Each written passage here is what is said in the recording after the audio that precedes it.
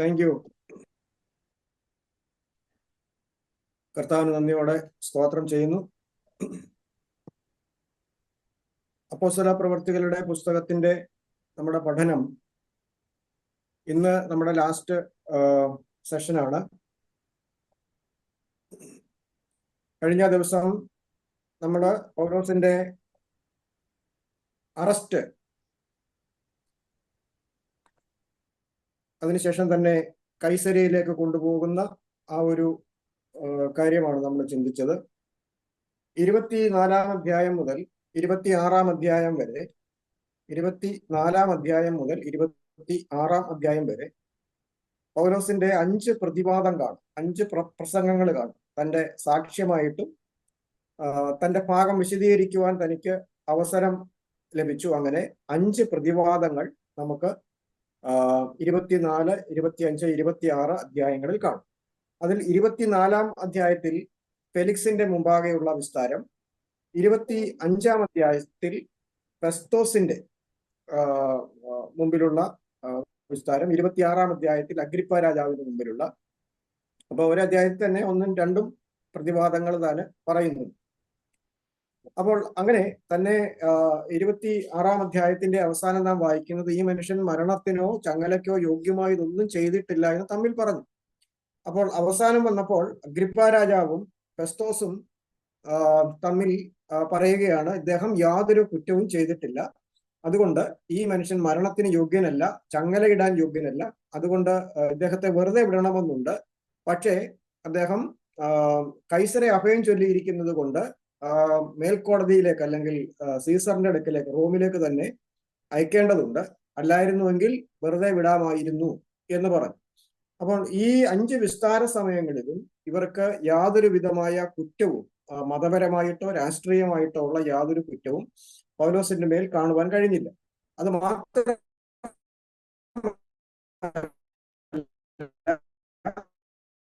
അവര് യഹൂദന്മാർ പട്ടണത്തിൽ കലഹമൊന്നും ഈ വാദങ്ങളും തെറ്റായെന്ന് ഈ വിചാരണ ചെയ്യുന്ന ആളുകൾക്ക് ബോധ്യം മാത്രമേ കയറിയുള്ളൂ, വിജാതീയരായ ആരെയും താൻ കൊണ്ടുപോയില്ല എന്ന് പൗലോസ് പറഞ്ഞ് തെളിയിക്കുകയും ചെയ്തു. അപ്പോൾ അങ്ങനെ തന്നെ വെറുതെ അവസരത്തിൽ വെറുതെ വിട്ടില്ല. അതിനുശേഷം പൗലോസിനെ വീണ്ടും അവര് സൂക്ഷിച്ച് അവിടെ നിർത്തുകയും യെരുശലേമിൽ കൊണ്ടുപോയി, യഹൂദന്മാരുടെ മതപരമായ കാര്യമായതുകൊണ്ട് യെരുശലേമിൽ കൊണ്ടുപോയി വിചാരണ ചെയ്യാൻ വേണ്ടിയുള്ള ഗൂഢാലോചന നടന്നപ്പോൾ അത് പൗലോസ്, ഭരണാധികാരികൾ അതിന്റെ മുമ്പിലുള്ള അപകടം മനസ്സിലാക്കിയില്ല. എന്നാൽ പൗലോസിന് ആ കാര്യം മനസ്സിലായി. അതുകൊണ്ടാണ് പൗലോസ് യെരുശലേമിലേക്ക് പോയാൽ തന്റെ ജീവൻ അപകടത്തിലാകും, തന്റെ റോമായാത്ര അല്ലെങ്കിൽ തന്റെ പിന്നീടുള്ള ശുശ്രൂഷയ്ക്ക് അത് ഭംഗം വരും എന്നുള്ള കാരണം കൊണ്ട് താന് കൈസരെ അഭയം ചൊല്ലുകയും, കൈസരെ അഭയം ചൊല്ലിയത് കൊണ്ട് പൗലോസിനെ വീണ്ടും കൈസരിയയിലെ തടവറയിൽ സൂക്ഷിക്കുകയുമാണ് ചെയ്തത്. അപ്പൊ ഈ റോമിലേക്ക് കൊണ്ടുപോകുവാൻ, അതായത് മേൽക്കോടതിയിലേക്ക് അല്ലെങ്കിൽ കൈസറിന്റെ അടുക്കിലേക്ക് വിചാരണയ്ക്ക് വേണ്ടി കൊണ്ടുപോകുവാൻ തീരുമാനിച്ചിരുന്നത് കൊണ്ട് കൈസരിയയിലെ തടവറയിൽ തന്നെ സൂക്ഷിക്കുകയാണ്. അങ്ങനെ ഒരു വിചാരണ കാത്തുകൊണ്ട് കിടക്കുന്ന ഒരു കുറ്റവാളിയെ പോലെ കൈസരിയയിലെ തടവറയിൽ താൻ ആയിരുന്നു. അങ്ങനെ കൈസരിയയിൽ താൻ ആയിരിക്കുമ്പോഴാണ്, കൈസരിയയിലെ തടവറയിലായിരിക്കുമ്പോഴാണ്, പ്രത്യേകിച്ചും താന് അവിടെ 2 വർഷമാണ് കൈസരിയയിലെ, റോമിലേക്ക് പോകുവാനുള്ള അവസരം കാത്ത് 2 വർഷം കൈസരിയയിലെ തടവിൽ തനിക്ക് കഴിയേണ്ടതായിട്ട് വന്നു. ആ സമയത്താണ് കൈസരിയയിലെ തടവിൽ നിന്നാണ് കാരാഗ്രഹ ലേഖനങ്ങൾ എന്ന് പറയുന്ന പ്രസിദ്ധമായ ലേഖനങ്ങൾ പൗലോസ് എഴുതുന്നത്. അത് ഏതൊക്കെയായിരുന്നു? ഫിലോമോൻ എഴുതിയ ലേഖനമുണ്ട്, അതുപോലെ കൊലോസിയ ലേഖനമുണ്ട്, ഫിലിപ്പിയ ലേഖനമുണ്ട്, എഫേസ്യ ലേഖനമുണ്ട്. ഈ ലേഖനങ്ങളെല്ലാം ആ സമയത്താണ് എഴുതിയത് എന്ന് ആണ് കൂടുതൽ പണ്ഡിതന്മാരും ചിന്തിക്കുന്നത്. എന്നാൽ ഫിലേമോന്റെ ലേഖനവും മറ്റും തന്നെ റോമിലെ കാരാഗ്രഹത്തിൽ വെച്ചാണ് എഴുതിയതെന്നും അഭിപ്രായമുണ്ട്. അതുപോലെ തന്നെ എഫേസ്യ ലേഖനം എഴുതിയത് ഫിലിപ്പിയയിൽ താന് കുറച്ചു നാള് കാരാഗ്രഹത്തിലായിരുന്നു. അവിടെ വെച്ചാണ് എഴുതിയതെന്നും അഭിപ്രായമുണ്ട്. അപ്പം കാരാഗ്രഹ ലേഖനങ്ങൾ കൈസരിയയിലെ തടവറയിൽ നിന്ന് എഴുതിയെന്നാണ് പൊതുവെയുള്ള അഭിപ്രായം. പൗലോസ് ഫിലിപ്പിയ തടവറയിൽ ഒരു രാത്രി മാത്രമേ കിടന്നിട്ടുള്ളൂ. കൈസരിയയിൽ 2 വർഷം കിടന്നു. റോമൻ തടവറയിൽ, അതായത് റോമൻ തടവറ എന്ന് പറയുന്നത് നമ്മൾ ഇനിയും കൈസരിയയിൽ നിന്ന് റോമിലേക്ക് കൊണ്ടുപോയതിനു ശേഷമുള്ള തടവ് ശിക്ഷയെ കുറിച്ചാണ്.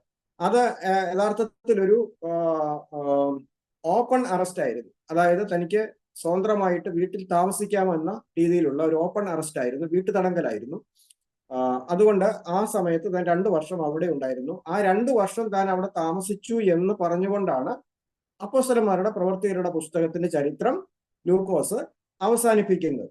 എന്നാൽ ഇത് കൂടാതെ പൗലോസ് പറയുന്നുണ്ട്, ഞാൻ പലവട്ടം തടവിലായി എന്ന് പൗലോസ് എഴുതിയിട്ടുണ്ട്. ഞാൻ പലവട്ടം തടവിലായി.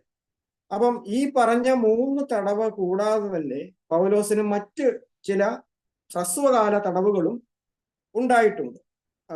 അതായത് നമുക്ക് അത് മനസ്സിലാക്കുമ്പോൾ നമുക്കറിയാം, കൊരിന്ത്യ ലേഖനം എഴുതുമ്പോൾ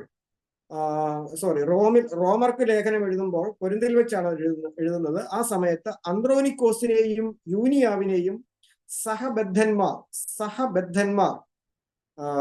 എന്ന് വിളിച്ചിട്ടുണ്ട്. കോ പ്രിസണേഴ്സ് എന്നുള്ള അർത്ഥത്തിൽ താൻ വിളിച്ചിട്ടുണ്ട്. അപ്പോൾ അതുകൊണ്ട് ഇവരോടൊന്നിച്ച് പൗലോസ്, തന്റെ ബന്ധുക്കളും കൂടിയാണ് അവര്, അപ്പം ഇവരോടൊന്നിച്ച് പൗലോസ് തടവറയിൽ കിടന്നിട്ടുണ്ടാവാം. അപ്പൊ അതുകൊണ്ട് അങ്ങനെ ഒരു സൂചനയും കൂടെ നമുക്ക് ലഭിക്കുന്നുണ്ട്. അപ്പൊ പൗലോസ് 7 പ്രാവശ്യം തടവ് ശിക്ഷ അനുഭവിച്ചു എന്നാണ് ഒരു സഭാപിതാവ് എഴുതിയിട്ടുള്ളത്. റോമിലെ ക്ലമന്ത് എഴുതിയിട്ടുള്ളത് 7 പ്രാവശ്യം താന് തടവ് ശിക്ഷ അനുഭവിച്ചിരുന്നു എന്ന് പറയുന്നുണ്ട്. അപ്പം അതുകൊണ്ട് പലവട്ടം തടവിലായി എന്ന് പറയുന്നതിൽ ഒന്ന്, എഫെസോസിൽ താൻ തടവറയിലായിരുന്നു എന്നൊരു പ്രാവശ്യം താൻ എഫെസോസിൽ വെച്ചും തടവ് ശിക്ഷ അനുഭവിച്ചു എന്നും ഒരു അഭിപ്രായം പറയുന്നുണ്ട്.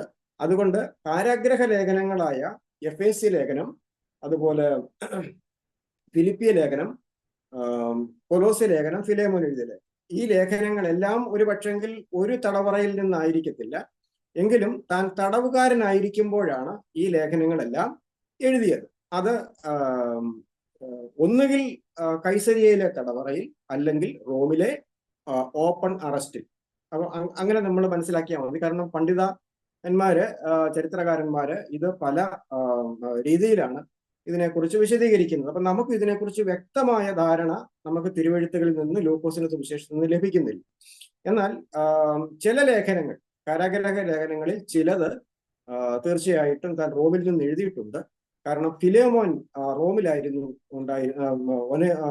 ഉണ്ടായിരുന്ന ഒനേസിമോസ് റോമിലായിരുന്നിരിക്കാം. അപ്പൊ അതുകൊണ്ട് തന്നെ അവിടെ വെച്ചായിരിക്കണം കണ്ടത് എന്നൊരു അഭിപ്രായമുണ്ട്. അതല്ല, ഇനി കൈസരിയയിലെ തടവറയിലാണെങ്കിൽ അവിടെ നിന്നാണ്. എന്തായാലും ഒനേസിമോസിന്റെ വീട്ടിൽ നിന്നും, ഫിലേമോന്റെ വീട്ടിൽ നിന്നും ഓടിപ്പോയ വ്യക്തിയാണ് ഒനേസിമോസ്. അദ്ദേഹത്തെ തന്റെ കാരാഗ്രഹവാസ സമയത്താണ് പരിചയപ്പെടുന്നത്. അങ്ങനെ പരിചയപ്പെട്ടപ്പോൾ തനിക്ക് മനസ്സിലായി, തന്റെ ഒരു പരിചയക്കാരനും സുഹൃത്തുമായിരുന്ന, ധനികനായിരുന്ന ഈ ഫിലേമോന്റെ വീട്ടിലെ അടിമയായിരുന്നു ഈ ഒനേസിമോസ്. അതുകൊണ്ട് ഈ അടിമ അവിടെ നിന്നും ഒരു ദിവസം അവിടുന്ന് കുറെ ധനമൊക്കെ മോഷ്ടിച്ചുകൊണ്ട് അവൻ ഓടിപ്പോവുകയും അവൻ പിടിക്കപ്പെടുകയും അവൻ തടവറയിലാകുകയും ചെയ്തു. അപ്പൊ അങ്ങനെ അവിടെ വെച്ച് ഇവനെ കാണുകയും ഇവനെ കണ്ടതിന് ശേഷം പൗലോസുമായിട്ടുള്ള സംഭാഷണത്തിൽ അവൻ കർത്താവിനെ സ്വീകരിക്കുകയും അവന് അനുതാപം ഉണ്ടാവുകയും ചെയ്തു. അങ്ങനെ അനുതാപം ഉണ്ടായ ഒനേസിമോസിനെ അവൻ പറഞ്ഞു മനസ്സിലാക്കി, നിന്റെ യജമാനൻ ഫിലേമോനാണ്, അതുകൊണ്ട് നീ അവിടെ പോകണം. അപ്പോൾ അവന് ഭയമാണ് അങ്ങോട്ട് പോകുവാൻ. കാരണം അവൻ അടിമ ഓടിപ്പോയതാണ്, പ്രത്യേകിച്ച് മോഷണം നടത്തിപ്പോയതാണ്. അതുകൊണ്ട് പൗലോസ് ഒനേസിമോസിന്റെ കയ്യിൽ ഒരു കത്ത് കൊടുത്തു വിടുകയാണ്. നീ അവനെ കർത്താവിൽ ഒരു സഹോദരനെ പോലെ അവനെ സ്വീകരിക്കണം, ഒരു മകനെ പോലെ അവനെ കൈക്കൊള്ളണം, അവന് മാനസാന്തരം ഉണ്ടായിട്ടുണ്ട് എന്ന് പറഞ്ഞ് അവനെ തിരിച്ച് ഫിലേമോന്റെ അടുക്കിലേക്ക് പറഞ്ഞു വിടുകയും ആ ബന്ധം പുനഃസ്ഥാപിക്കുകയും ചെയ്യുകയാണ്.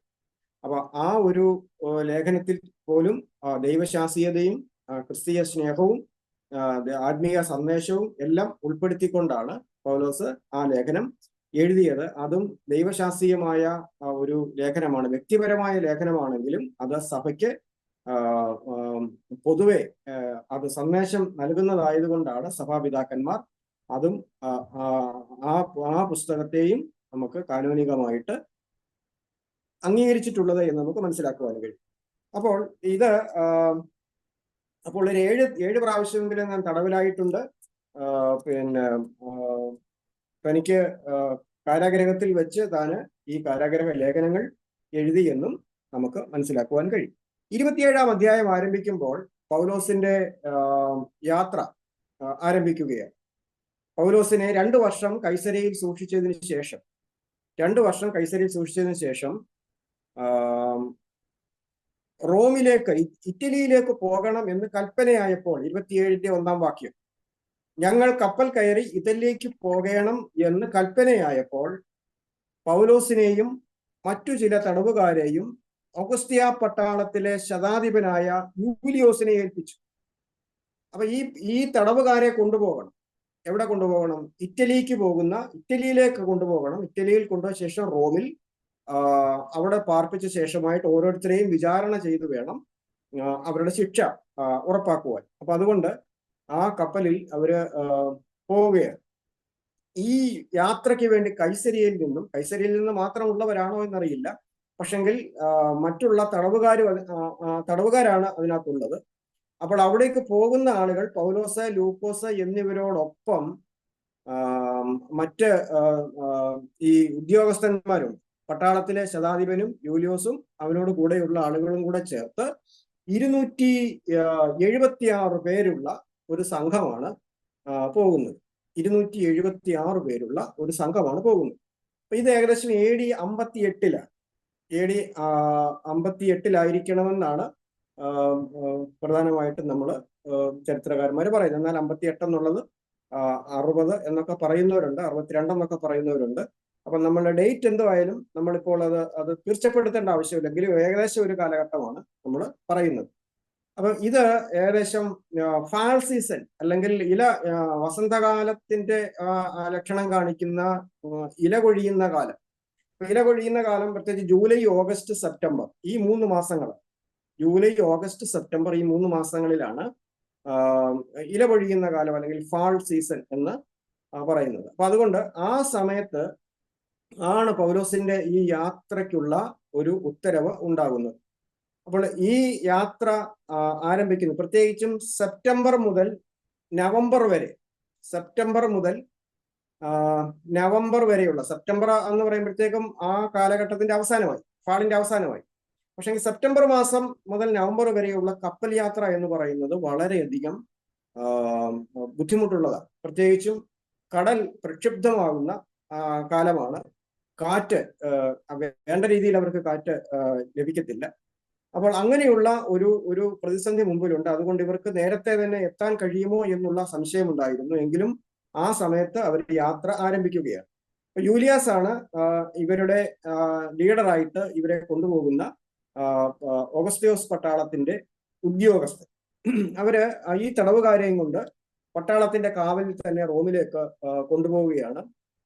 ലൂക്കോസ് തന്നോടൊപ്പം ഉണ്ടായിരുന്നു. ലൂക്കോസ് ആണ് ഒരു സഹയാത്രികനായിട്ടുണ്ടായിരുന്നു. അതുകൊണ്ട് താന് കണ്ട് അനുഭവിച്ച കാര്യങ്ങളാണ് ഈ 27, 28 അധ്യായങ്ങളിൽ താൻ വിശദീകരിക്കുന്നത്. തനിക്ക് ചരിത്രകാരനും കൂടെ ആയിരുന്നത് കൊണ്ട് തനിക്ക് ആ സ്ഥലങ്ങളെക്കുറിച്ചും കാര്യങ്ങളെല്ലാം താന് വളരെയധികം കൃത്യമായിട്ട് ശേഖരിക്കുകയും ആ കപ്പലിലുണ്ടായിരുന്ന ആളുകളുടെ എണ്ണം പോലും താൻ കൃത്യമായിട്ട് രേഖപ്പെടുത്തുകയൊക്കെ ചെയ്തിട്ടുള്ളതായിട്ട് നമുക്ക് കാണുവാൻ കഴിയും. അപ്പം പുരാതന കാലത്തെ കപ്പൽ യാത്ര വളരെയധികം, അത് പായ്ക്കപ്പലാണ്, വളരെയധികം ക്ലേശം നിറഞ്ഞ ഒരു യാത്രയാണ്. റോമ യാത്ര വളരെ ക്ലേശം നിറഞ്ഞതാണ്. അപ്പൊ അതുകൊണ്ടാണ് ഇത്രയും കാലം 2 വർഷം സൂക്ഷിക്കുകയും തടവുകാരുടെ എണ്ണം, കപ്പലിൽ കൊണ്ടുപോകാനുള്ള തടവുകാരുടെ എണ്ണം തികയുകയും ചെയ്തപ്പോൾ അവരെ ഒരു സീസൺ നോക്കിയ ശേഷമായിട്ട് ഇറ്റലിക്കുള്ള കപ്പലിലേക്ക് അവരെ കൊണ്ടുപോവുകയാണ്. അപ്പം അങ്ങനെ അവര് കപ്പൽ യാത്ര ആരംഭിച്ചു. അതിനുശേഷം അവരെന്താ ചെയ്തെന്നറിയാമോ? അവര് മറ്റൊരു കപ്പലിലേക്ക് കയറി. അതായത് തടവുകാരെയും ഓഗസ്ത്യോസ് പട്ടാളത്തിലെ ശതാധിപനായ യൂലിയോസിനെ ഏൽപ്പിച്ചു. അങ്ങനെ ഞങ്ങൾ ആസ്യക്കര പറ്റി ഓടുവാനുള്ള ഒരു അദ്രമുത്യ കപ്പലിൽ കയറി നീക്കി. തെസലോനിക്കയിൽ നിന്നുള്ള മക്കതോന്യക്കാരനായ അരിസ്തർക്കോസും ഞങ്ങളോട് കൂടെ ഉണ്ടായിരുന്നു. പിറ്റേന്ന് ഞങ്ങൾ സീദോനിലെത്തി യൂലിയോസ് പൗലോസിനോട് ദയ കാണിച്ചു. സ്നേഹിതന്മാരുടെ അടുക്കൽ പോയി സൽക്കാരം കൈക്കൊള്ളുവാൻ അനുവദിച്ചു. അവിടെ നിന്ന് ഞങ്ങൾ നീക്കി കാറ്റ് പ്രതികൂലമാകയാൽ ദ്വീപിന്റെ മറ പറ്റിയോടി കിലിക്യ പമ്പുല്യ കടൽ വഴിയായി ലുക്കിയായിലെ മുറ പട്ടണത്തിലെത്തി. അവിടെ ശതാധിപൻ ഇറ്റലിക്ക് പോകുന്ന അലക്സാണ്ട്രിയ കപ്പൽ കണ്ട് ഞങ്ങളെ അതിൽ കയറ്റി. അപ്പൊ ഈ മുറ എന്ന് പറയുന്ന സ്ഥലം വരെ ആദ്യം കയറിയ കപ്പലിലാണ് പോകുന്നത്. അപ്പൊ അവിടെ പല പല സ്ഥലങ്ങളിലും കയറി. അപ്പൊ ഈ പൗലോസിനെ സംബന്ധിച്ച് പൗലോസ് ഒരു കുറ്റവാളിയല്ല എന്ന് എല്ലാവർക്കും അറിയാം. പൗലോസിന്റെ ആത്മീകമായ സമീപനവും സ്വഭാവവും എല്ലാവർക്കും അറിയാം. തന്റെ വിചാരണാ രംഗങ്ങളിലൊക്കെ ഉണ്ടായിരുന്ന അനുഭവങ്ങൾ അറിയാം. അതുകൊണ്ട് യൂലിയോസ് ഇദ്ദേഹത്തോട് പൗലോസിനോട് വളരെയധികം ദയ കാണിക്കുന്നതായി നമുക്ക് അവിടെ രേഖപ്പെടുത്തിയിരിക്കുന്നു. ദയ കാണിച്ചു എന്ന് പറഞ്ഞാൽ അദ്ദേഹത്തിന് എല്ലാ സ്വാതന്ത്ര്യവും അവിടെ കൊടുത്തു. ആ കപ്പലിൽ ഉണ്ടായിരുന്ന തൻ്റെ സ്നേഹിതരുമായിട്ട് സഹകരിക്കുവാനും അവരുടെ അടുക്കൽ പോയി സംസാരിക്കുവാനും അവരുടെ സൽക്കാരം ഏറ്റുവാങ്ങുവാനും ഒക്കെയുള്ള എല്ലാ സ്വാതന്ത്ര്യവും ഈ കപ്പലിൽ പൗലോസിന് കൊടുക്കുകയാണ്. അപ്പൊ മറ്റ് തടവുകാരേക്കാൾ കൂടുതൽ ഒരു ആനുകൂല്യം പൗലോസിന് ഈ കപ്പലിൽ ലഭിച്ചു എന്ന് നമുക്ക് കാണാം. അങ്ങനെ കിലിക്യ പമ്പുല്യ കടൽ വഴി ചെന്ന് ലുക്കിയായിലെ മുറ പട്ടണത്തിൽ ചെന്നു. മുറ പട്ടണത്തിൽ ചെന്ന് കഴിഞ്ഞപ്പോൾ അവിടെ നിന്നും ഇറ്റലിയിലേക്ക് പോകുന്ന ഒരു അലക്സാണ്ട്രിയ കപ്പൽ, അത് കുറച്ചുകൂടെ വലിയ കപ്പലാണ്, അലക്സാണ്ട്രിയൻ കപ്പല് പോവുകയാണ്. ആ അലക്സാണ്ട്രിയ കപ്പലിലേക്ക് അവരെ കയറ്റി. ഇപ്പോൾ കയറിയ കപ്പലാണ് ഡയറക്റ്റ് ആയിട്ട് ഇറ്റലിയിലേക്ക് പോകുന്നത്, അലക്സാണ്ട്രിയൻ കപ്പലാണ്. ആ കപ്പലിലേക്ക് അവരെ കയറ്റുകയും പിന്നെ ഞങ്ങൾ ബഹുദിവസം പതുക്കെ ഓടി ക്ലിദോസ് തൂക്കിൽ പ്രയാസത്തോടെ എത്തി. കാറ്റ് സമ്മതിക്കായകയാൽ ക്രേത്ത ദ്വീപിന്റെ മറ പറ്റി ശൽമോനയ്ക്ക് നേരെ ഓടി കരപറ്റി പ്രയാസത്തോടെ ലുസിയ പട്ടണത്തിന്റെ സമീപത്ത് ശുഭ തുറമുഖം എന്ന പേരുള്ള സ്ഥലത്തെത്തി. അപ്പം ഇത് വളരെ ക്ലേശകരമാണ്. അവർ ഉദ്ദേശിച്ച രീതിയിലുള്ള യാത്ര നടക്കുന്നില്ല. അപ്പൊ കാറ്റിന്റെ ഗതി അനുസരിച്ചും കടല് പ്രക്ഷുബ്ധമാകുന്നതനുസരിച്ചും അവർക്ക് പ്രയാസം നേരിട്ടു എന്ന് നമുക്ക് കാണാം. ഇങ്ങനെ വളരെ നാൾ ചെന്ന ശേഷം നോമ്പും കഴിഞ്ഞിരിക്കെ കപ്പലോട്ടം വൈഷമ്യമാകൊണ്ട്, കണ്ടോ, അതിന്റെ 9-ാമത്തെ വാക്യമാണ്, 27-ന്റെ 9-ാം വാക്യം. അവിടെ നോമ്പ് കഴിഞ്ഞു എന്ന് പറഞ്ഞിരിക്കുന്നത് യഥാർത്ഥത്തിൽ ശുഭതുറമുഖത്ത് അവരെത്തുന്നത് ഏകദേശം 58-ലെ സെപ്റ്റംബർ മാസമാണ്. അപ്പൊ ജൂലൈ, ഓഗസ്റ്റ്, സെപ്റ്റംബർ മാസങ്ങളാണ് ഫാൾ സീസൺ. ആ സമയത്തെ യാത്ര അത്ര പ്രയാസമില്ല. പക്ഷെ സെപ്റ്റംബർ മാസമാണ് യഹൂദന്മാരുടെ മഹാപാപപരിഹാര ദിവസം. സെപ്റ്റംബർ മാസത്തിലാണ്. അപ്പം സെപ്റ്റംബർ മാസത്തിലെ ആ കാര്യമാണ് നോമ്പ് കഴിഞ്ഞു എന്ന് പറഞ്ഞിരിക്കുന്നത്. അപ്പൊ നോമ്പ് കഴിഞ്ഞു എന്ന് പറഞ്ഞപ്പോൾ സെപ്റ്റംബർ മാസം ആയി. അപ്പൊ എന്ന് പറഞ്ഞാൽ സീസൺ കുറച്ചും കൂടെ പ്രതികൂലമാകുന്ന സമയം ആയി കഴിഞ്ഞു. അങ്ങനെ സെപ്റ്റംബർ, ഒക്ടോബർ, നവംബർ ഇത്രയും 3 മാസങ്ങൾ കപ്പൽ യാത്ര വളരെയധികം ബുദ്ധിമുട്ടുള്ള കാലമാണ്. പ്രത്യേകിച്ച് ഈ മെഡിറ്ററേനിയൻ കടലും മധ്യ കടലിലും ഒക്കെ കൂടെയുള്ള യാത്ര ഭയങ്കരമായ പ്രയാസമാണ്. ആ സമയത്ത് അധികം പേര് യാത്ര ചെയ്യാറില്ല. പക്ഷെങ്കിൽ അവരെ ഉദ്ദേശിച്ച രീതിയിൽ അവർക്ക് യാത്ര ചെയ്യുവാനായിട്ട് കഴിഞ്ഞില്ല എന്ന് നമുക്ക് കാണുവാനായിട്ട് കഴിയും. അപ്പൊ അതുകൊണ്ട് പൗലോസ് ഈ സെപ്റ്റംബർ മാസം ആയതുകൊണ്ട് പൗലോസ് പറഞ്ഞു, കപ്പലോട്ടം വൈഷമ്യമാകൊണ്ട് പൗലോസ് പറഞ്ഞു, പുരുഷന്മാരെ, നമ്മുടെ യാത്രയിൽ ചരക്കിനും കപ്പലിനും മാത്രമല്ല നമ്മുടെ പ്രാണങ്ങൾക്കും ഏറിയ നഷ്ടങ്ങൾ വരുമെന്ന് ഞാൻ കാണുന്നു എന്ന് പ്രബോധിപ്പിച്ചു. അപ്പൊ പൗലോസ് തന്റെ അനുഭവത്തിന്റെ വെളിച്ചത്തിൽ, താൻ ധാരാളം യാത്ര ചെയ്തിട്ടുള്ള വ്യക്തി ആയതുകൊണ്ട് താന് പറഞ്ഞു, നമുക്ക് ഈ സ്ഥലത്തു കൂടിയുള്ള യാത്ര വളരെ ബുദ്ധിമുട്ടുള്ളതാണ്. അതുകൊണ്ട് യാത്ര തുടരുന്നത് അപകടമാണെന്ന് മുന്നറിയിപ്പ് നൽകി. എന്നാൽ ശുഭതുറമുഖം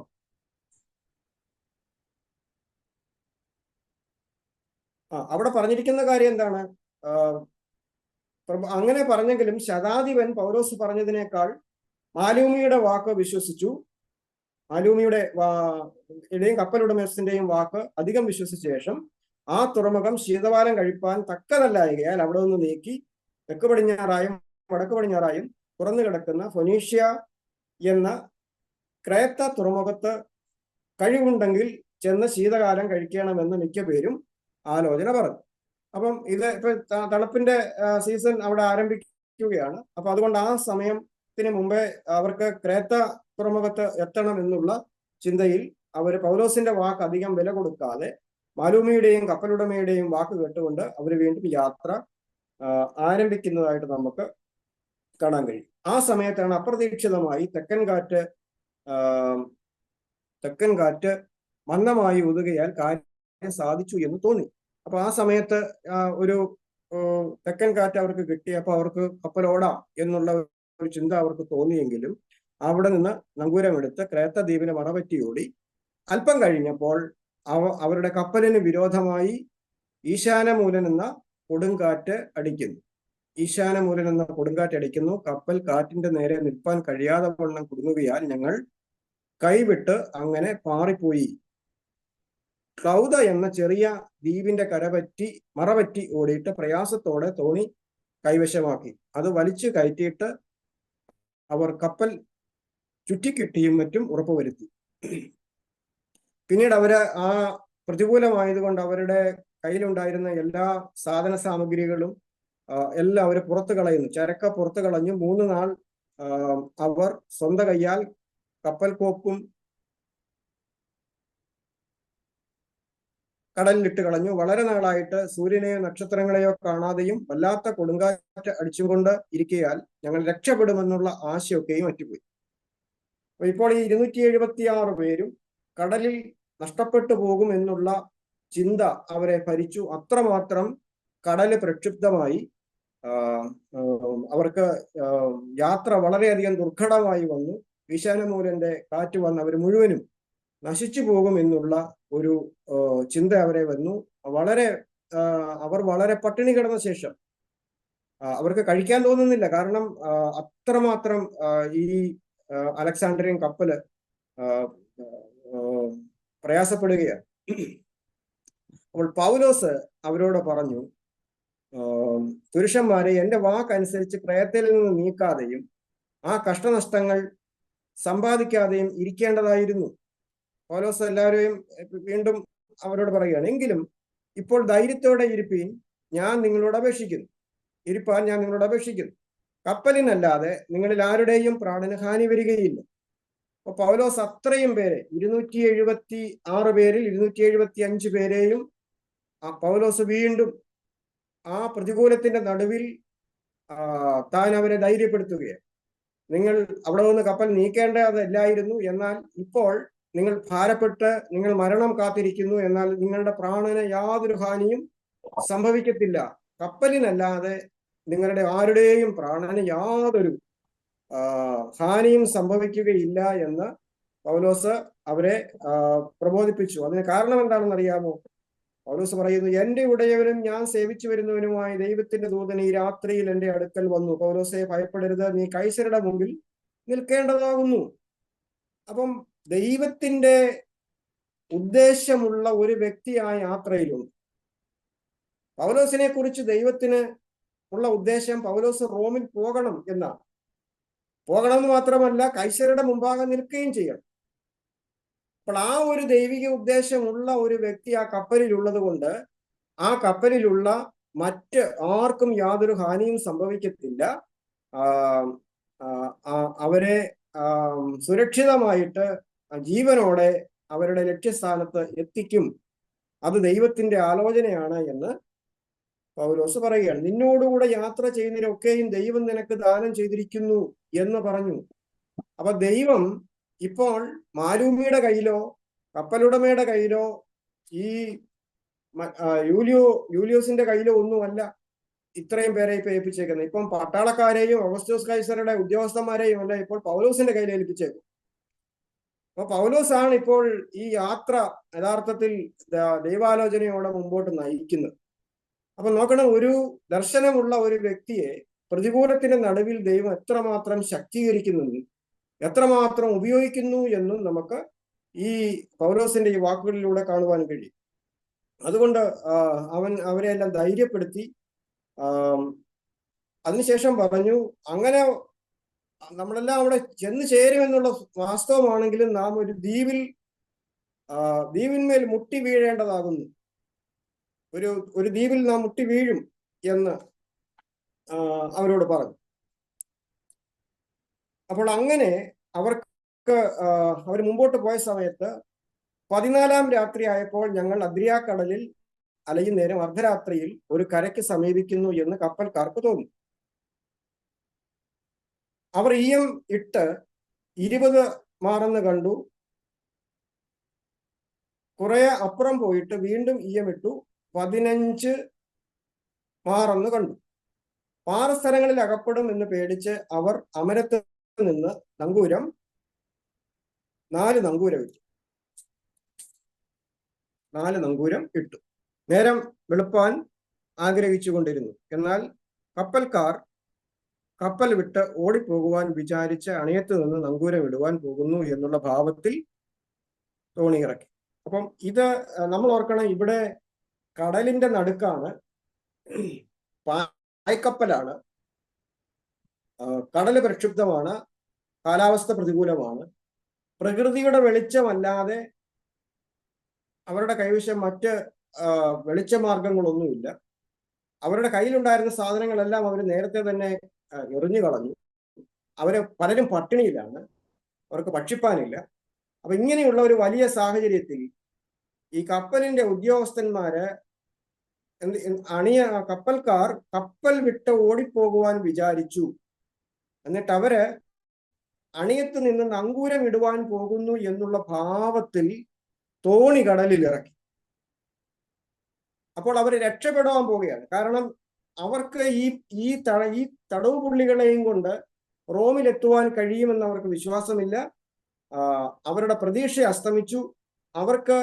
അവരിനിയും രക്ഷപ്പെട്ടാൽ പോലും അവർ ശിക്ഷ അനുഭവിക്കേണ്ടി വരും. അതുകൊണ്ട് ഇവരെ കടലിൽ ഉപേക്ഷിച്ചിട്ട് എങ്ങനെയെങ്കിലും തോണി ഇറക്കി രക്ഷപ്പെടാമെന്ന് കണ്ടാണ് ഈ കപ്പൽക്കാര് പോകുന്നത്. അപ്പോൾ പൗലോസ് ശതാധിപനോടും പടയാളികളോടും പറഞ്ഞു, ഇവർ കപ്പലിൽ താമസിച്ചല്ലാതെ നിങ്ങൾക്ക് രക്ഷപ്പെടാൻ കഴിയുന്നതല്ല. ഇവർ തോണി ഇറക്കി രക്ഷപ്പെടാൻ പോവുകയാണെങ്കിൽ അത് ദൈവത്തിന്റെ ചിന്തയ്ക്ക് വിരുദ്ധമാണ്. അവര് ഇതിൽ ഉണ്ടെങ്കിൽ മാത്രമേ രക്ഷപ്പെടാൻ കഴിയത്തുള്ളൂ എന്ന് പറഞ്ഞു. പടയാളികൾ തോണിയുടെ കയറ് അറുത്ത് അത് വീഴിച്ചു കളഞ്ഞു. ആ ഒരു ശ്രമവും അവരുപേക്ഷിച്ചു. നേരം വെളുക്കാറായപ്പോൾ പൗലോസ് എല്ലാവരോടും ഭക്ഷണം കഴിക്കേണ്ടതിന് അപേക്ഷിച്ചു. നിങ്ങളൊന്നും ഭക്ഷിക്കാതെ കാത്തുകൊണ്ട് പട്ടിണി കിടക്കുന്നത് ഇന്ന് 14-ാം ദിവസം ആകുന്നുവല്ലോ, അതുകൊണ്ട് ആഹാരം കഴിക്കണം എന്ന് ഞാൻ അപേക്ഷിക്കുന്നു. അതിനുശേഷം പറയുന്നു, നിങ്ങളിൽ ഒരുത്തിന്റെയും തലയിലെ ഒരു രോമം പോലും നഷ്ടമാകുകയില്ല എന്ന് നിശ്ചയമെന്ന് പറഞ്ഞു. ഇങ്ങനെ പറഞ്ഞിട്ട് അപ്പം എടുത്ത് എല്ലാവരും കാണുക ദൈവത്തെ വാഴ്ത്തിയിട്ട് നുറുക്കി തിന്നു തുടങ്ങി. അപ്പൊ അവിടെ അപ്പം എടുത്ത് വാഴ്ത്തി എന്ന് പറയുന്നത് അത് കർത്തൃമേശയല്ല, കർത്തൃമേശയുടെ ആചരണമല്ല. യഹൂദന്മാരുടെ ആചാരപ്രകാരം ഭക്ഷണം കഴിക്കുമ്പോൾ ഭക്ഷണം എടുത്ത് സ്തോത്രം ചെയ്ത് നുറുക്കി ഭക്ഷിക്കുന്നതിനെ കുറിച്ചാണ്. കർത്താവും പലതവണ അങ്ങനെ അപ്പം എടുത്ത് സ്തോത്രം ചെയ്ത് നുറുക്കി കൊടുത്തു എന്ന് പറയുന്ന കാര്യമുണ്ട്. അത് കർത്തൃമേശയുടെ ആചരണമല്ല ഇവിടെ പറഞ്ഞിരിക്കുന്നത്. ഭക്ഷണം കഴിക്കുന്നതിന് മുമ്പ് യഹൂദന്മാര് ചെയ്യുന്ന പ്രാർത്ഥനയാണ്. അങ്ങനെ പ്രാർത്ഥിച്ച് അവർ ഭക്ഷണം കഴിച്ചു. അങ്ങനെ ഞങ്ങൾ ആകപ്പാട് 276 ആൾ ഉണ്ടായിരുന്നു. അവർ തിന്ന് തൃപ്തി വന്ന ശേഷം ധാന്യം കടലിൽ കളഞ്ഞു, കപ്പലിന്റെ ഭാരം കുറച്ചു. അപ്പോൾ ഇങ്ങനെ ഈ ഒരു പ്രതിസന്ധിയിലൂടെ അവർ കടന്നുപോയി. അതിനുശേഷം കപ്പൽ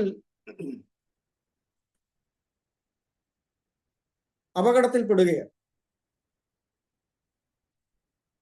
വെളിച്ചമായപ്പോൾ വെളിച്ചമായപ്പോൾ അതിന്റെ 39-ാമത്തെ വാക്യം, വെളിച്ചമായപ്പോൾ ഇന്ന ദേശം എന്ന് അവർ അറിഞ്ഞില്ല എങ്കിലും കരയ്ക്കുള്ള ഒരു തുറ കണ്ടു. കഴിയുമെങ്കിൽ കപ്പൽ അതിലേക്ക് ഓടിക്കണം എന്ന് ഭാവിച്ചു.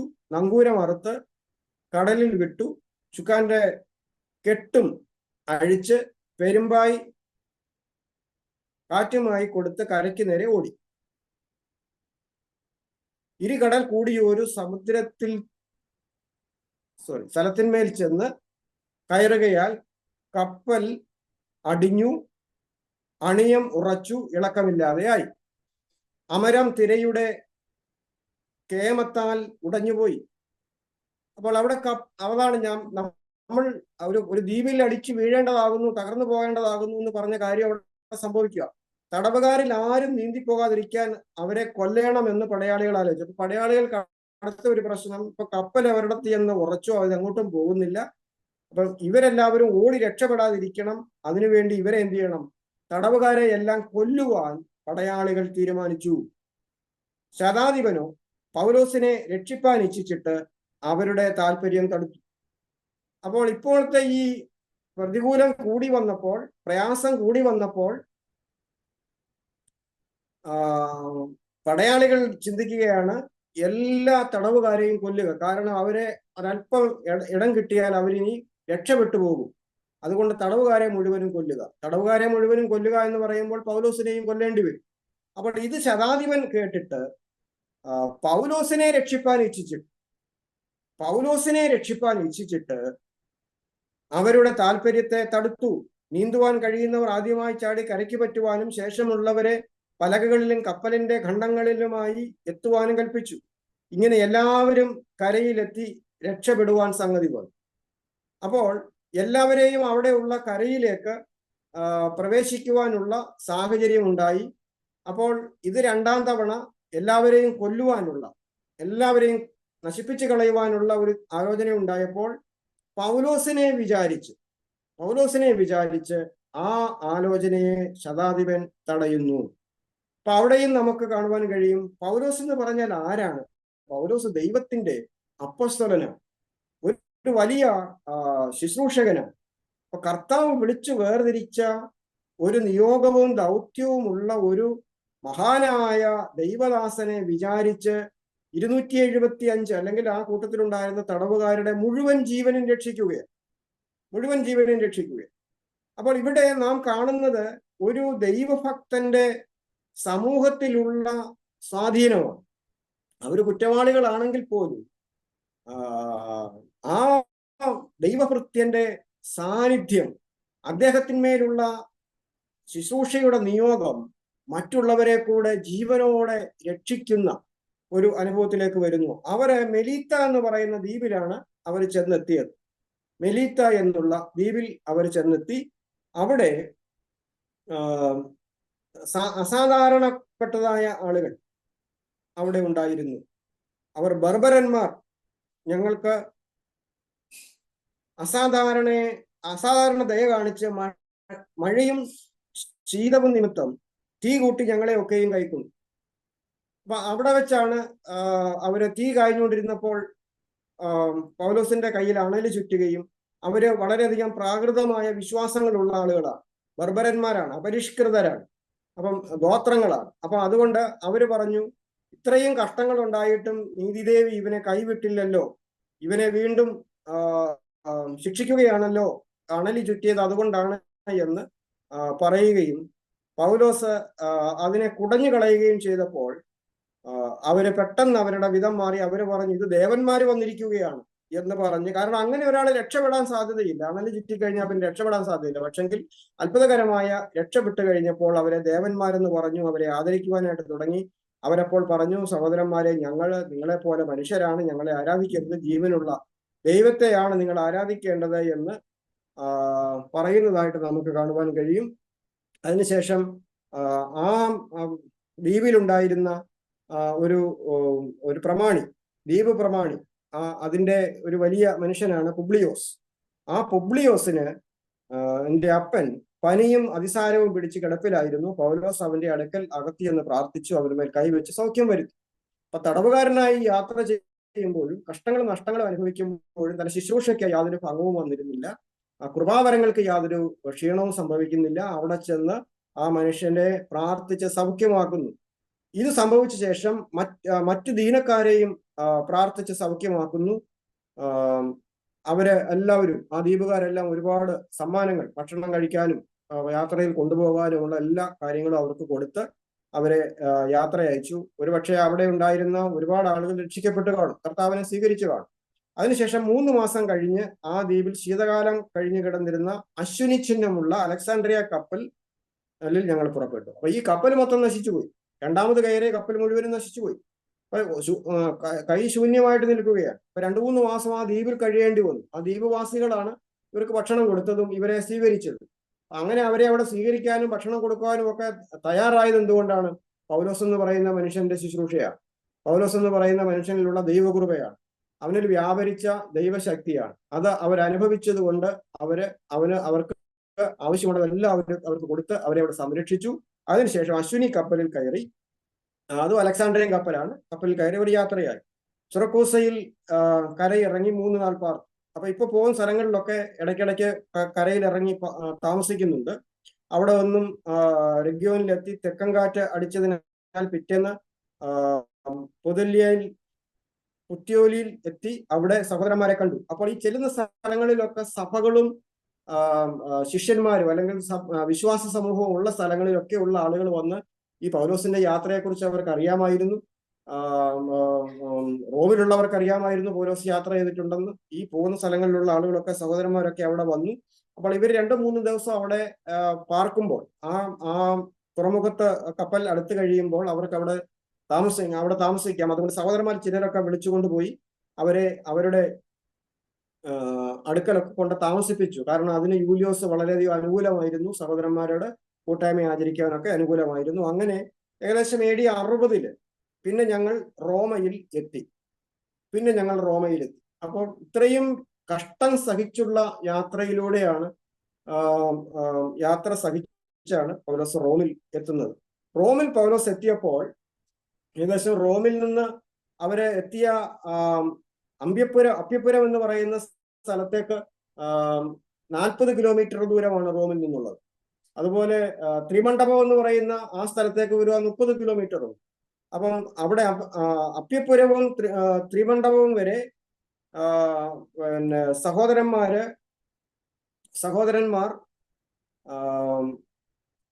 റോമിൽ എത്തിക്കഴിഞ്ഞപ്പോൾ അവിടുത്തെ സഹോദരന്മാർ ഞങ്ങളുടെ വർത്തമാനം കേട്ടിട്ട് അപ്യപുരവും ത്രിമണ്ഡപവും വരെ ഞങ്ങളെ എതിരേറ്റു വന്നു. അവരെ കണ്ടിട്ട് പൗലോസ് ദൈവത്തെ വാഴ്ത്തി ധൈര്യം പ്രാപിച്ചു.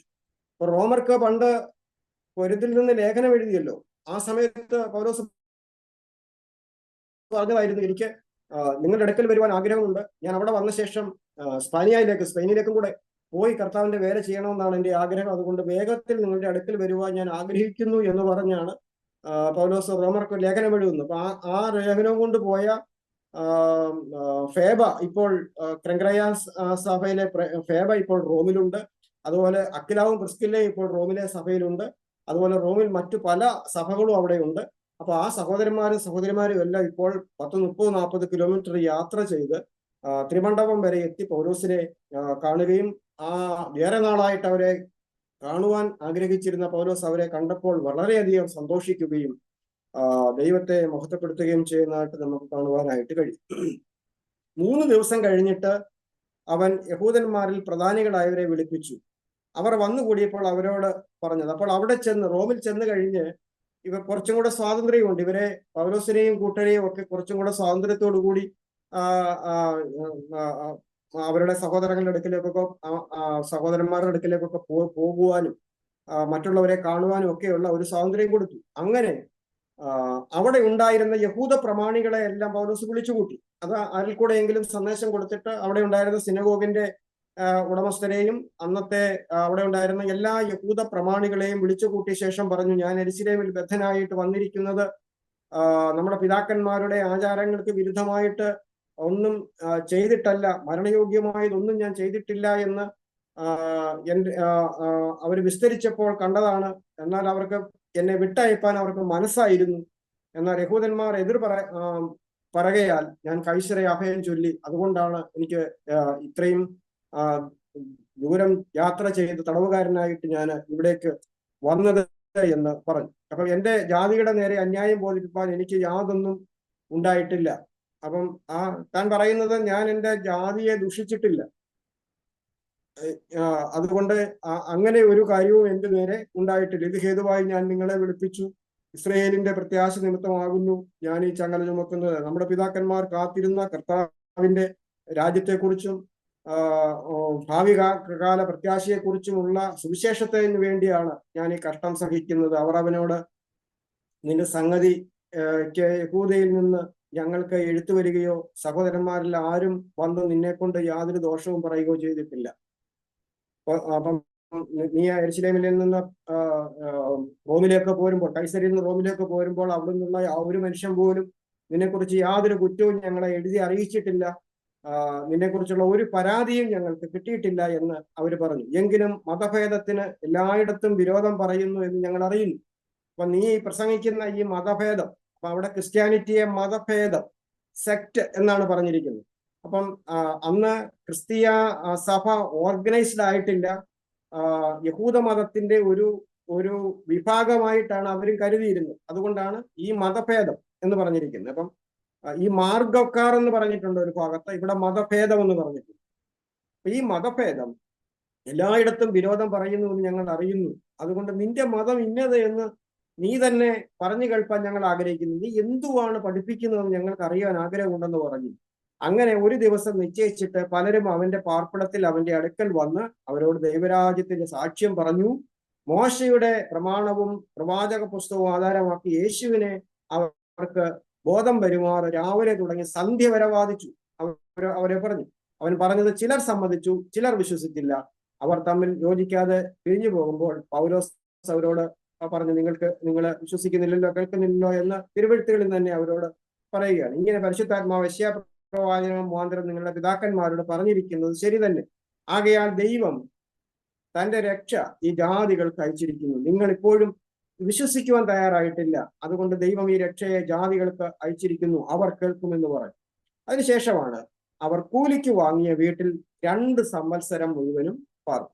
അപ്പം ഈ ദിവസങ്ങളിൽ പൗലോസിന് അനുവാദം ഉണ്ടായിരുന്നു മറ്റ് സഹോദരന്മാരുടെ വീടുകളിലൊക്കെ പോയി താമസിക്കുവാനും ഭക്ഷണം കഴിക്കുവാനും സംവദിക്കുവാനും ഒക്കെയുള്ള അനുവാദം യൂലിയോസ് കൊടുത്തിരുന്നു.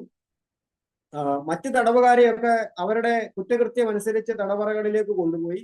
എന്നാൽ ലൂക്കോസ് തന്നോട് കൂടെയുള്ള മറ്റ് സഹോദരന്മാര് പൗലോസ് എല്ലാവർക്കും ഒരുമിച്ച് നിൽക്കുവാനുള്ള അനുവാദം കൊടുത്തു. അവര് പല സഹോദരന്മാരുടെയും വീട്ടിൽ പോയി, ഒരു പക്ഷെങ്കിൽ അക്വിലാവിന്റെയും പ്രിസ്കില്ലയുടെയും വീട്ടിൽ പോയി കാണും, ഫേബയെ കണ്ടു കാണും, മറ്റ് താന് വന്ദനം പറഞ്ഞിട്ടുള്ള മറ്റ് സഭകളിലൊക്കെ പെട്ടെന്ന് തന്നെ താനൊക്കെ പോയി കാണും. അതിനുശേഷം താൻ തിരിച്ച് തന്റെ വീട്ടിൽ നിന്ന് വന്ന് യഹൂദന്മാരോട് സംവാദം നടത്തി, അവരോടും സംസാരിച്ചു. അതിനുശേഷം പൗലോസിനോട് പറഞ്ഞു, പൗലോസ് നീ ഒരു വീട് എടുത്ത് താമസിക്കുക. അപ്പൊ അങ്ങനെ പൗലോസ് വാടകയ്ക്ക് ഒരു വീട് എടുക്കുകയാണ്. അപ്പൊ ഈ സമയം കൊണ്ട് യെരുശലേമിലെ സഭയും റോമിലെ സഭയും മറ്റു സഭകളൊക്കെ പൗലോസിനെ സഹായിക്കുന്നതിന് വേണ്ടിയുള്ള ധനശേഖരമൊക്കെ നടത്തി കാണും. അവര് സാമ്പത്തികമായിട്ടുള്ള കൂട്ടായ്മ കൊടുത്തു കാണും. വാടക കൊടുക്കാനുള്ള പൈസയും ഭക്ഷണം കഴിക്കാനുള്ള കാര്യങ്ങളും ഒക്കെ ആ സഹോദരന്മാർ അവിടെ കൊണ്ട് എത്തിച്ചിട്ടുണ്ട് എന്ന് നിശ്ചയമാണ്.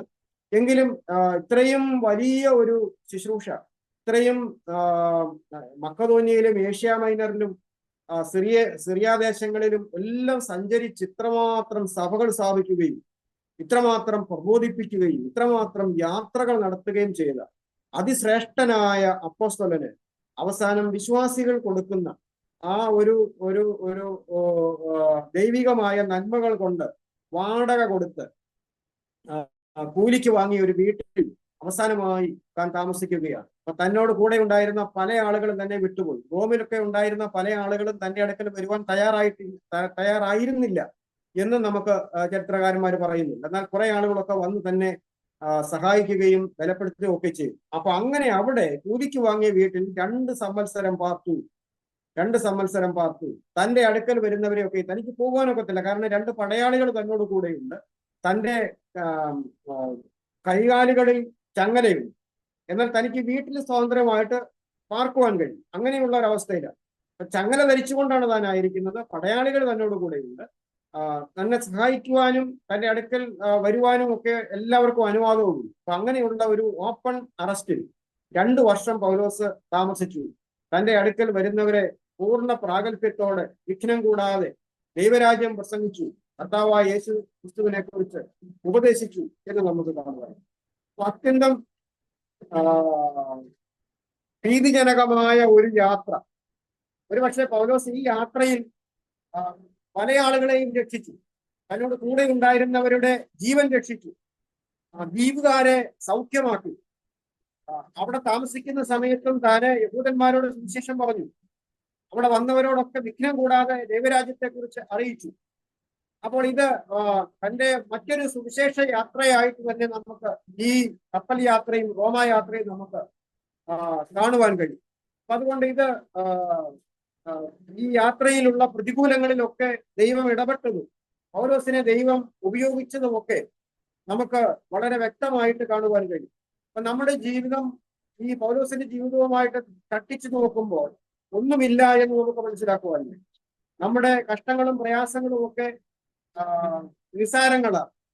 പൗലോസിന്റെ ആ ഒരു വേദന നിറഞ്ഞ യാത്ര, ത്യാഗപൂർണമായ യാത്ര, അത്രയും കഷ്ടങ്ങൾ സഹിച്ച് ചങ്ങല ധരിച്ചിരിക്കുമ്പോഴും തന്റെ അടുക്കൽ വരുന്നവരോട് ദൈവരാജ്യത്തെ കുറിച്ച്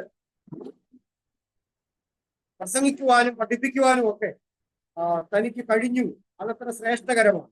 അപ്പോൾ ലൂക്കോസ് ഈ വിവരങ്ങളെല്ലാം ശേഖരിച്ച് ആ ഭാഗം കൊണ്ട് വിഘ്നം കൂടാതെ സുവിശേഷം പറഞ്ഞു വന്നു എന്നുള്ള ഭാഗം പറഞ്ഞുകൊണ്ട് അവസാനിപ്പിക്കുകയാണ്. ലൂക്കോസ് പിന്നീട് ഒരു ഭാഗം കൂടെ, ബാക്കി ചരിത്രം കൂടെ എഴുതണം എന്ന് തനിക്ക് താല്പര്യം ഉണ്ടായിരുന്നു എന്നാണ് പറയുന്നത്. ഈ 2 വർഷത്തെ പൗലോസിന്റെ ജീവിതത്തിന് ശേഷം എന്താണ് സംഭവിച്ചതെന്നും പിന്നീട് തന്റെ ജീവിതം എങ്ങനെയായിരുന്നുവെന്നും ഉള്ളതിനുള്ള സൂചനകൾ നമുക്ക് സഭാപിതാക്കന്മാരുടെ രചനയിൽ നിന്നും ആ കാലഘട്ടത്തിൽ താൻ എഴുതിയ രണ്ടാമത്തെ തിമോത്തിയോസിന് എഴുതിയ രണ്ടാമത്തെ ലേഖനത്തിൽ നമുക്ക് മനസ്സിലാക്കാം. അപ്പൊ ഇവിടെ താൻ താമസിക്കുന്ന സമയത്താണ് ഇവിടെ താമസിച്ചതിന് ശേഷം തന്നെ വിചാരണയ്ക്ക് വേണ്ടി കൈസറിന്റെ മുമ്പാകെ നിർത്തി. വിചാരണയ്ക്ക് വേണ്ടി കൈസറിന്റെ മുമ്പാകെ നിർത്തിയപ്പോൾ യെരുശലേമിൽ നിന്ന് സാക്ഷികളായിട്ട് ആരും ഉണ്ടായിരുന്നില്ല, കുറ്റപത്രം ഉണ്ടായിരുന്നില്ല. കാരണം കുറ്റപത്രങ്ങളോ എന്തെങ്കിലും ചാർജ് ഷീറ്റോ ഉണ്ടായിരുന്നെങ്കിൽ അതെല്ലാം കപ്പൽ നശിച്ചപ്പോൾ ആ കപ്പലിനോട് കൂടെ നശിച്ചുപോയി. അഗ്രിയാക്കടലിലും മെഡിറ്ററേനിയൻ കടലിലും അത് നഷ്ടപ്പെട്ടു പോയി. അതുകൊണ്ട് പൗലോസിനെതിരെ ഒരു കുറ്റം ചുമത്തുവാൻ ആരും ഉണ്ടായിരുന്നില്ല. അത് മാത്രമല്ല, യൂലിയോസും ശതാധിപന്മാരും പട്ടാളക്കാരും ഒക്കെ നല്ല വർത്തമാനങ്ങളാണ് പൗലോസിനെ കുറിച്ച് ധരിപ്പിച്ചിട്ടുള്ളത്. അതുകൊണ്ട് പൗലോസിന് യാതൊരു കുറ്റവും കാണായികയാണ്. പൗലോസിനെ ആ ചക്രവർത്തിയുടെ കോടതിയിൽ നിന്നും വെറുതെ വിട്ടു, തന്നെ വിട്ടയച്ചു എന്ന് നമുക്ക് മനസ്സിലാക്കുവാൻ കഴിയും. അപ്പൊ തന്റെ ആ പ്രതിവാദത്തിൽ തന്നോട് അധികം ആളുകളൊന്നും തനിക്ക് തുണ നിന്നില്ലെങ്കിലും കർത്താവ് തുണ നിൽക്കുകയും തന്നെ അവിടെ നിന്ന് വിടുവിക്കുകയും ചെയ്തു എന്നാണ് നമുക്ക് മനസ്സിലാക്കുവാൻ കഴിയും. നമുക്ക് ഇനിയുള്ള ആ ഒരു ചരിത്രം പൗലോസിന്റെ അപ്പോസ്തല പ്രവൃത്തികളിൽ ലഭ്യമല്ലാത്ത തന്റെ രക്തസാക്ഷി മരണം വരെയുള്ള കാര്യങ്ങൾ നമുക്ക് മനസ്സിലാക്കുവാൻ കിട്ടുന്ന സൂചനകൾ തിമോത്തിയോസിന് താൻ എഴുതുന്ന 2-ാം ലേഖനത്തിൽ ഉണ്ട്. അപ്പോൾ ആ ഭാഗം കൂടെ നമുക്ക് ഒന്ന് പരിശോധിക്കാം. അതിനുശേഷം നമുക്ക് ഈ ഭാഗം ക്ലോസ് ചെയ്യാം. അപ്പൊ നിങ്ങളൊരു കാര്യം ചെയ്തോളൂ, 5 മിനിറ്റ് നിങ്ങളൊരു ബ്രേക്ക് എടുത്തു. അതിനുശേഷം നമുക്ക് ആ ഭാഗം കണ്ടിന്യൂ ചെയ്യാം.